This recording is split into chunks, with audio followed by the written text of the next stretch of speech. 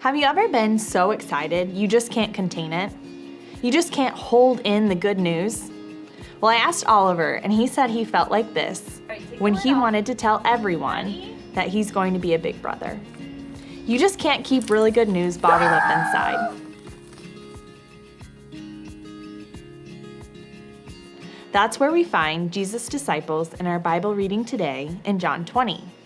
They were meeting together behind locked doors, afraid of the Jewish leaders who took Jesus, nailed him to a cross, and put him in a tomb. Now they heard that the tomb was empty, but what does that mean? I bet they were talking about that when all of a sudden, none other than Jesus himself appears before their very eyes. How amazing is that? Imagine watching Jesus die, feeling so sad and alone, and then seeing Jesus again. Their best friend, Jesus, was there. Not only was he there, but he rose from the dead. I think they were finally understanding what Jesus had been telling them for the last 3 years. He was going to die for the sins of the world and rise after 3 days. The Bible says that they were overjoyed. What do you think the disciples did after they saw Jesus? Talk about that together.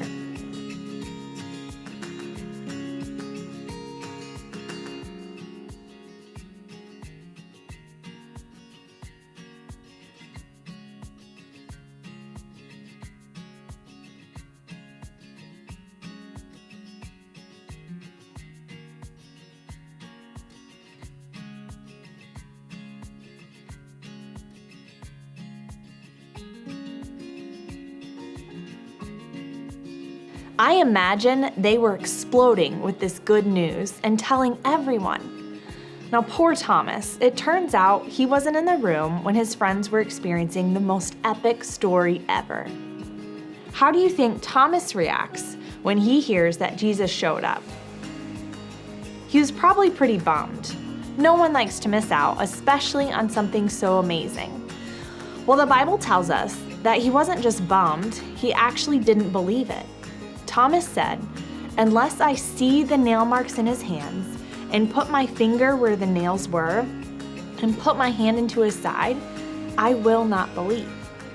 Have you ever heard something that's just too good to be true?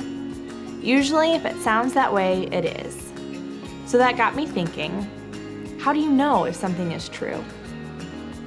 Usually, if it seems like a pretty normal thing, okay, I'd probably believe it. You played with your dog this morning? Fine, I believe you. You brushed your teeth 6 out of the 7 days last week? No questions here. You climbed Mount Everest? I don't know about that. You'd have to show me a picture. I'd have to see that to believe it. Now, maybe you agree with me. If someone told you something super astonishing, you'd probably want proof too. Well, coming back from the dead, way more challenging than climbing Mount Everest. Poor Thomas gets a bad rep. It's not the end of the story, though. Jesus appears again, and this time he comes to Thomas. He knew Thomas wanted to see him to believe it was true, so that's what he does. He comes to Thomas. He isn't mad or he doesn't throw away their friendship because Thomas had doubts. He came to Thomas and showed him he was really alive. He really defeated death. He did that for Thomas. Having doubts is normal. Like Thomas, we weren't there when Jesus first appeared to the disciples. We didn't see it with our own eyes, but that doesn't make it less true.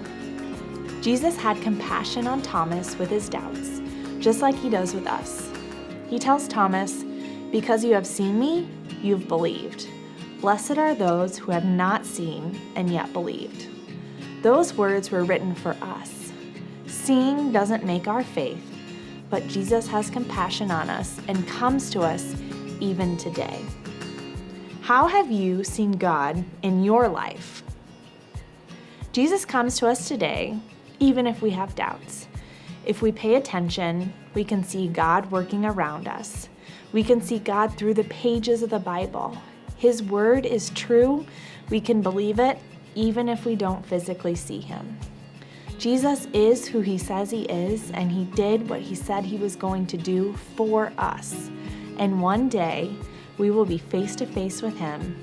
But for now, we trust in him. Thanks for joining today. You can stay online and join us for our upcoming fuel service.